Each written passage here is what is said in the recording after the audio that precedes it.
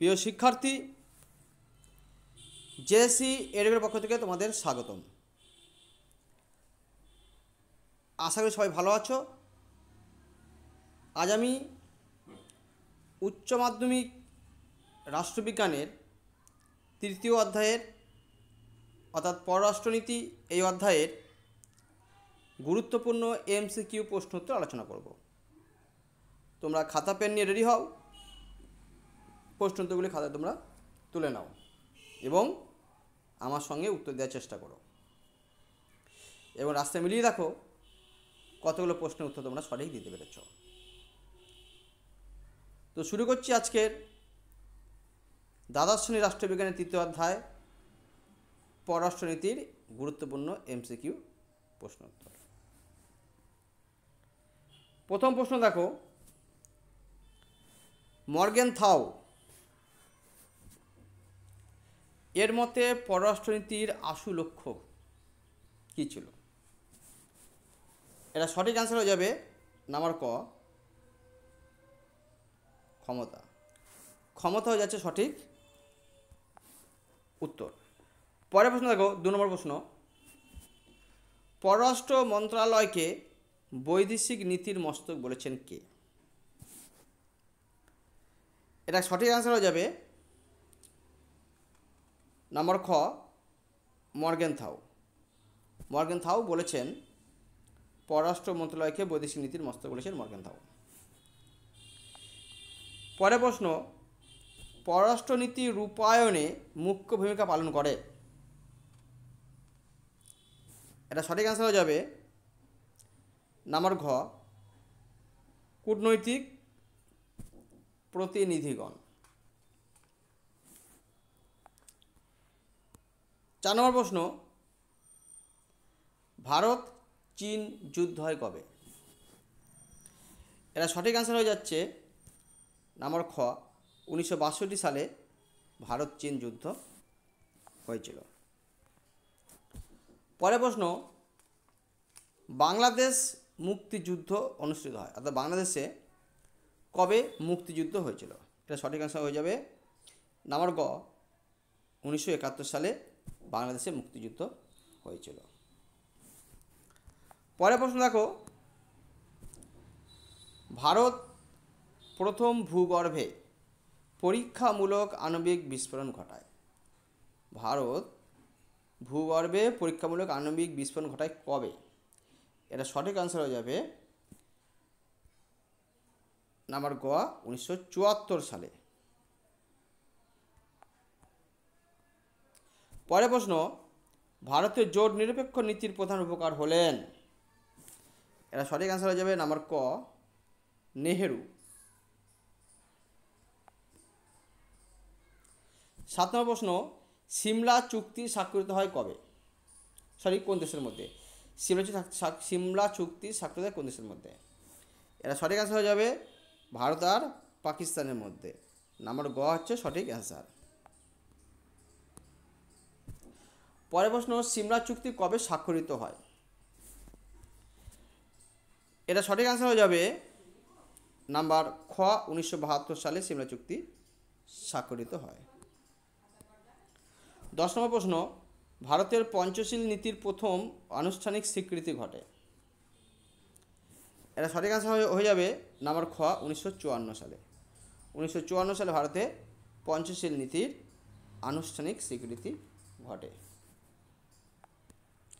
পরের প্রশ্ন, group of 77 গড়ে উঠেছে? এরা সঠিক অ্যান্সার হয়ে যাবে জোট নিরপেক্ষ দেশগুলির মধ্যে, অর্থাৎ নাম্বার ক হচ্ছে সঠিক অ্যান্সার। জোট নিরপেক্ষ দেশগুলির মধ্যে গড়ে ওঠে গ্রুপ অফ 77। পরের প্রশ্ন, আন্তর্জাতিক রাজনীতির চূড়ান্ত লক্ষ্য যাই হোক না কেন এর আশু লক্ষ্য হলো ক্ষমতা। এই উক্তিটি কে করেছেন? এটা সঠিক অ্যান্সার হয়ে যাবে নাম্বার গ, মর্গেনথাউ। মর্গেনথাউ হচ্ছে সঠিক অ্যান্সার। পরের প্রশ্ন, রুশ ভারত মৈত্রী চুক্তি স্বাক্ষরিত হয় কত সালে? তাহলে কি বলছি কোশ্চেনটা, রুশ ভারত মৈত্রী চুক্তি স্বাক্ষরিত হয় কবে? এটা সঠিক অ্যান্সার হয়ে যাবে নাম্বার গ 1971 সালে রুশ ভারত মৈত্রী চুক্তি স্বাক্ষরিত হয়। পরের প্রশ্ন, সার্ক এর বর্তমান সদস্য সংখ্যা কত? সার্ক এর বর্তমান সদস্য সংখ্যা হচ্ছে 8টি সদস্য সংখ্যা, ঠিক আছে। সার্কের বর্তমান সদস্য সংখ্যা হচ্ছে 8। পরের প্রশ্ন, সার্কের নবীনতম সদস্য রাষ্ট্র কোনটি? সার্কের নবীনতম সদস্য রাষ্ট্র হচ্ছে নাম্বার ক আফগানিস্তান। আফগানিস্তান হচ্ছে সার্কের নবীনতম সদস্য। পরের প্রশ্ন, সার্কের সনদে সর্বমোট ধারা আছে, এটা ধারা আছে, ধারা হবে না, ঠিক আছে, এটা ধারা হবে, ঠিক আছে, এটা ধারা হবে না, এটা হবে ধারা।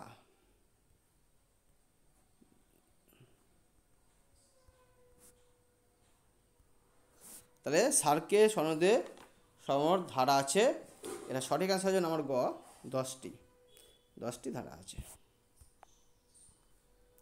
পরের প্রশ্ন দেখো, সার্কের স্থায়ী সচিবালয় অবস্থিত। সার্কের স্থায়ী সচিবালয় অবস্থিত হচ্ছে, সঠিক অ্যান্সার হয়ে যাবে নাম্বার ঘ কাঠমান্ডুতে, ঠিক আছে। পরের প্রশ্ন, সাপটা স্বাক্ষরিত হয়। তাহলে সাপটা স্বাক্ষরিত হচ্ছে, তোমার অ্যান্সার হয়ে যাবে নাম্বার গ 1995 সালে সাপটা স্বাক্ষরিত হয়।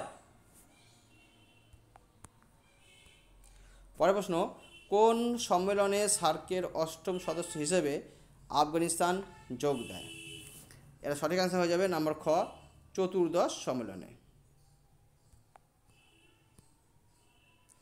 পরের প্রশ্ন, সার্কের 8ম সদস্য হিসাবে আফগানিস্তান যোগ দেয় কবে? তাই সার্কের 8ম সদস্য হিসাবে আফগানিস্তান যোগদান করেছিল নাম্বার গ সঠিক অ্যান্সার 2007 সালে, সঠিক অ্যান্সার হয়ে 2007।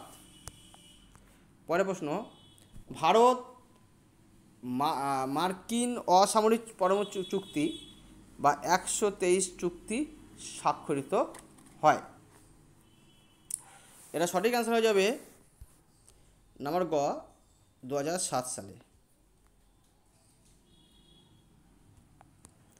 পরের প্রশ্ন, আণবিক বিশ্বে মোট নিরপেক্ষ আন্দোলনে গুরুত্ব হ্রাসের অন্যতম কারণ হলো কি?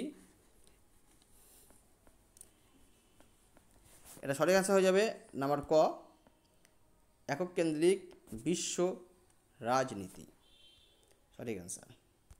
পরের প্রশ্ন, সার্কের প্রথম শীর্ষ সম্মেলন অনুষ্ঠিত হয়। সার্কের প্রথম শীর্ষ সম্মেলন অনুষ্ঠিত হয়, এটা সঠিক অ্যান্সার হয়ে যাবে 1985 সালের 7 থেকে 8 ডিসেম্বর। 1925 সালের 7 থেকে 8 নাম্বার খ হচ্ছে সঠিক অ্যান্সার। পরের প্রশ্ন দেখো, সার্ক প্রতিষ্ঠার ব্যাপারে ভারতের ভূমিকাকে চাণক্য পরিকল্পনা বলে চিহ্নিত করেছেন কে? ঠিক আছে, এটা সঠিক অ্যান্সার হয়ে যাবে নাম্বার ঘ পাকিস্তান। পাকিস্তান বলেছে সার্ক প্রতিষ্ঠার ব্যাপারে ভারতের ভূমিকাকে চাণক্য পরিকল্পনা বলেছিলেন পাকিস্তান। পরের প্রশ্ন, এটা স্যার হচ্ছে স্যার আপনার সার্ক হবে, সার্কের সদস্য নয়। তা সার্কের সদস্য নয় হচ্ছে 4টে অপশনের মধ্যে সঠিক অ্যান্সার হয়ে যাবে নাম্বার ঘ মায়ানমার সার্কের সদস্য নয়। তাছাড়া নেপাল, ভুটান, মালদ্বীপ এরা সবাই সার্কের সদস্য, কিন্তু মায়ানমার সার্কের সদস্য নয়। পরের প্রশ্ন, পররাষ্ট্রনীতির মূল উদ্দেশ্য কী? তাহলে পররাষ্ট্রনীতির মূল উদ্দেশ্য হচ্ছে জাতীয় স্বার্থ রক্ষা।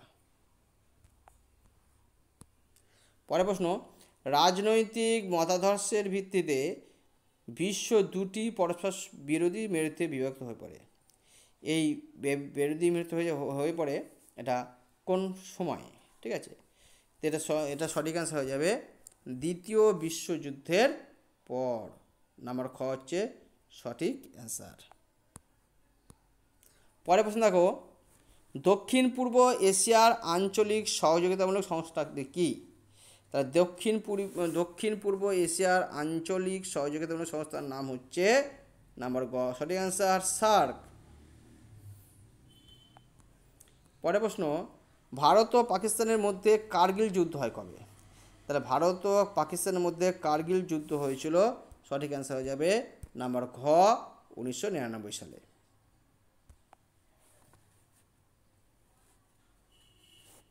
পরের প্রশ্ন, পারমাণবিক অস্ত্র প্রসার রোধ চুক্তি বা সংক্ষেপে এনপিটি তে ভারত স্বাক্ষর করে।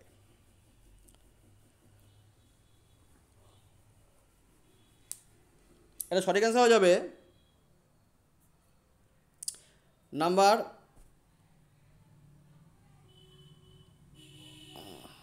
ঘ। এটা চুক্তিতে স্বাক্ষর করেনি, করেননি হবে, ঠিক আছে, এটা করেননি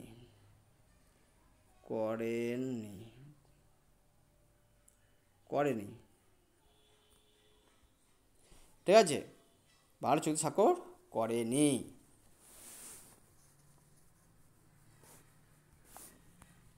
পরের প্রশ্ন, সর্বাত্মক পরমাণু অস্ত্র পরীক্ষা চুক্তি, যারা সংক্ষিপ্ত নাম হচ্ছে সিটিবিটি তে ভারত স্বাক্ষর করে। এটাও সঠিক অ্যান্সার হয়ে যাবে নাম্বার ঘ, ভারত স্বাক্ষর করেনি। পরের প্রশ্ন, ভারত দ্বিতীয়বার পারমাণবিক বোমা বিস্ফোরণ ঘটায়। এটা সঠিক অ্যান্সার হয়ে যাবে 1998। এটা নাম্বার খ হচ্ছে সঠিক অ্যান্সার। পরের প্রশ্ন, ভারত ও বাংলাদেশের মধ্যে গঙ্গার জল বন্টন চুক্তি সম্পাদিত হয় কবে? এটা সঠিক অ্যান্সার হয়ে যাবে নাম্বার ঘ 1996 সালে। পরের প্রশ্ন, ভারতের পররাষ্ট্রনীতির একটি উল্লেখযোগ্য বৈশিষ্ট্য হল, এটা সঠিক অ্যান্সার হয়ে যাবে পঞ্চশীল নীতি অনুসরণ করা। পরের প্রশ্ন, পররাষ্ট্রনীতি কার্যকর করার ক্ষেত্রে একটি গুরুত্বপূর্ণ মাধ্যম হলো, এটা সঠিক অ্যান্সার হয়ে যাবে কূটনীতি। এটা নাম্বার ঘ সঠিক অ্যান্সার, কূটনীতি। পরের প্রশ্ন, ভারতে বিদেশ নীতির সঙ্গে সামঞ্জস্যপূর্ণ নয়। এটা সঠিক হবে বর্ণ বিদ্বেষবাদ। নাম্বার ঘ সঠিক অ্যান্সার, বর্ণ বিদ্বেষবাদ। পরের question, the making of foreign policy এই গ্রন্থটির লেখককে? এটা সঠিক অ্যান্সার হয়ে যাবে নাম্বার ঘ ইভান লুয়ার্ট। পরের প্রশ্ন, 38 নম্বর প্রশ্ন, বিলগ্রেড সম্মেলন অনুষ্ঠিত হয়। তাহলে বিলগ্রেড সম্মেলন অনুষ্ঠিত হয় 1961 খ্রিস্টাব্দে। 1961 খ্রিস্টাব্দে।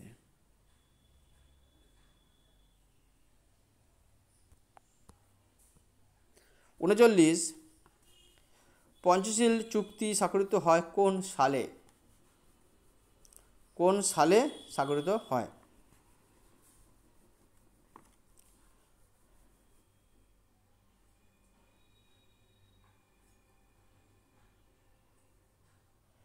এটা সঠিক অ্যান্সার হয়ে যাবে 1954 সালে।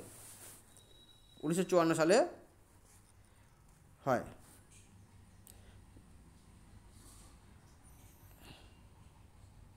সালে। নাম্বার গ হচ্ছে সঠিক অ্যান্সার।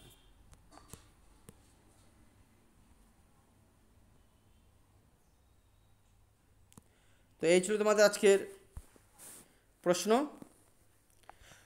39টা প্রশ্ন। এই 39 প্রশ্ন খুব ভালো করে পড়বে, দেখবে এখান থেকেই এমসিকিউ প্রশ্ন তোমরা কমন পেয়ে যাবে।